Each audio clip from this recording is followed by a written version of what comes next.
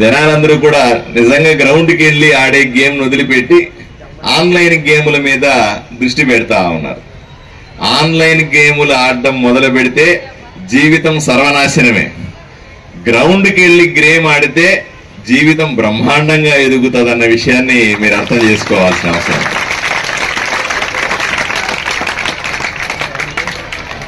విద్యార్థులకు అందరికీ కూడా నేను సలహా ఇస్తాను. ఏదో ఒక గేమ్ని అమ్మాయిలతో సహా, అమ్మాయిల గేమ్లు ఆడనక్కర్లేదా అంటే అమ్మాయిలు కూడా బ్రహ్మాండ గేమ్. ఇప్పుడు వచ్చిన మెడల్స్ చూస్తే, ఒలింపిక్ లో గోల్డ్ మెడల్ చూస్తే, మనుబాక్ అయితేనేమి చాలా మంది చూస్తే ఆడవాళ్లకు ప్రపంచవ్యాప్తంగా మహిళలకు ఎక్కువ మెడల్స్ వస్తా ఉన్నాయి మగవాళ్ళతో చూసుకుంటే. ఏ దేశమైనా సరే మహిళలు గేమ్స్ మీద, మహిళలకు సంబంధించినటువంటి అథ్లెట్స్ మీద ఫోకస్ పెట్టే పరిస్థితి ఉంది. కాబట్టి ఆడపిల్లలైనా మగపిల్లలైనా సరే తప్పనిసరిగా గ్రౌండ్ లో ఒక గంట గడపడాన్ని అలవాటు చేసుకుంటే వాళ్ళ జీవితకాలం సంతోషంగా ఉంటారని అర్థం చేసుకోవాలి. చాలా సందర్భాల్లో మనం చెప్తా ఉంటాం, చదువుకుంటే చాలు గొప్పవాళ్ళు అవుతారని. చదువుకుంటే చదువు వస్తుంది, దాంట్లో ఏం అనుమానం లేదు.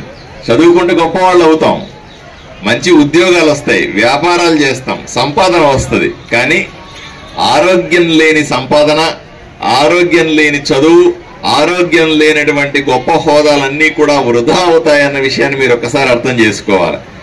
చిన్నప్పుడు చేసుకున్న అలవాట్లే జీవితకాలం అంటే. చిన్నప్పుడు మా నాన్న రోజు గ్రౌండ్ పోమనేవాడు, తప్పనిసరిగా ఒక గ్రౌండ్ పోయి 10 రౌండ్లు వేస్తే తప్ప ఇంటికి రావద్దని చెప్పేవాడు స్కూల్ అయిన తర్వాత. ఈ రోజు కూడా నేను వీలు దొరికినప్పుడంతా గ్రౌండ్కి వెళ్ళడానికి నేను ఇంట్రెస్ట్ చూపిస్తాను.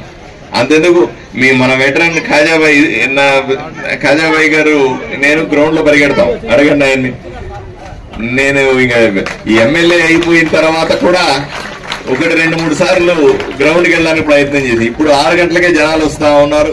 6 గంటలకే జనాల్లో పోవాల్సిన పరిస్థితి వచ్చింది. కాబట్టి కొంత ఆ గ్రౌండ్ మీద టైం తగ్గింది. బట్ ఏదేమైనప్పటికీ కూడా ఈ రోజు కూడా నా మనసంతా కూడా ఎక్కడ గ్రౌండ్ దొరికితే కాసేపు ఈ మాత్రం గ్రౌండ్ కనబడితే 2 రౌండ్లు పరిగెడదామనే ఆత్రమే ఉంటుంది తప్ప ఈ మిగతావన్నీ కూడా. ఎందుకంటే అది స్ట్రెస్ బస్టర్ లాగా, మానసిక ఒత్తిడిని తగ్గించే పెద్ద మందు ఏదైనా ఉంది అంటే మన శారీరకంగా తీసుకునేటువంటి జిమ్కి వెళ్ళడము, గ్రౌండ్ మీద వెళ్ళడము, గేమ్ ఆడటము, ఇంకా వీలైతే కొంత మానసికంగా సంతోషాన్ని కలిగించేది ఏదో ఒక మ్యూజిక్ లాంటిదో, డాన్స్ లాంటిదో, ఏదో కళల మీద కూడా దృష్టి పెట్టాలి.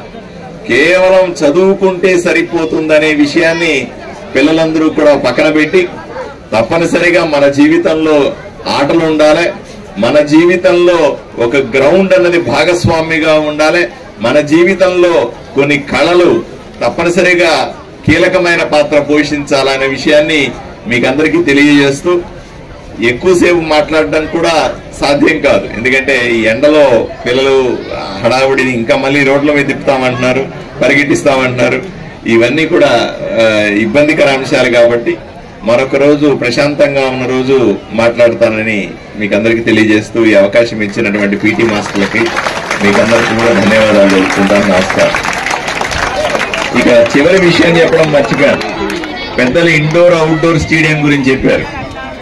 నిజమే, ప్రతి జిల్లాలో ప్రతి డివిజన్ లో కూడా ఒక ఇండోర్ స్టేడియం ఉండాలా అనేది ప్రభుత్వ సంకల్పం.